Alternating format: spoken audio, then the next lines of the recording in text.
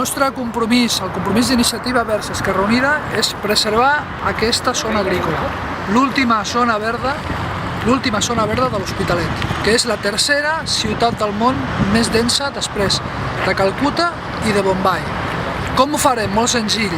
Ho farem amb un acord de ple pel qual aquesta zona verda metropolitana passarà a ser una zona agrícola protegida i la seva incorporació al parc agrari, com ho tenen la resta de municipis veïns, com Cornellà, Sant Joan d'Espí, com ho té Sant Boi, el Prat.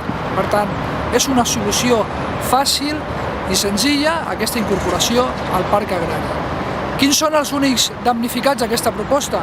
Doncs bona part dels propietaris actuals. Un d'ells, el senyor Joan Laporta, candidat número 2 d'Esquerra Republicana a Barcelona, i la dona de l'actual conseller de Política Territorial, que són, si no ha canviat la cosa, propietaris d'aquesta zona fins fa 4 dies. Què estic dient amb això? Que és possible, que és factible i que el nostre compromís de futur i la nostra condició de cara al futur, que aquesta zona s'ha de preservar de cara al futur perquè és un pulmó, és la nostra última zona verda, verge a l'Hospitalet.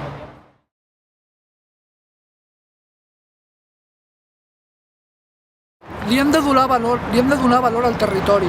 Això té un valor patrimonial, però té un valor també econòmic, com està dient, per exemple, les directives europees de preservació de la biodiversitat.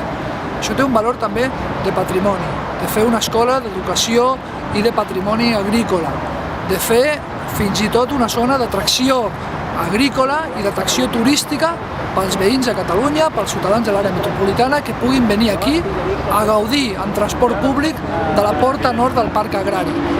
Pot tenir activitats lligades a l'hostaleria o lligades a aquest turisme ecològic de qualitat amb bell mig de l'àrea metropolitana. I això és un valor que té el territori, és un valor que té la nostra ciutat i nosaltres volem preservar aquest valor perquè de cara al futur té molt més valor econòmic que qualsevol altre en aquests moments. En aquests moments ara aquí hi ha més activitat econòmica que amb aquelles antigues promeses d'activitats econòmiques. Hi ha més activitat econòmica avui aquí que en algunes de les torres que s'estan fent a la plaça Europa, que estan buides d'oficines en aquest moment.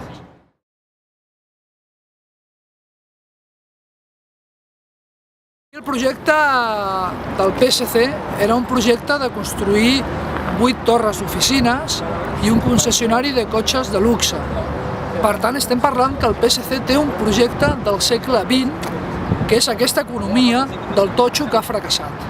Nosaltres tenim un projecte del segle XXI, que és un projecte d'autoestima d'aquesta ciutat, perquè s'ha demostrat que aquella vella antiga política ni ha generat ocupació, ni ha generat qualitat, ni està generant realment activitat econòmica al nostre municipi.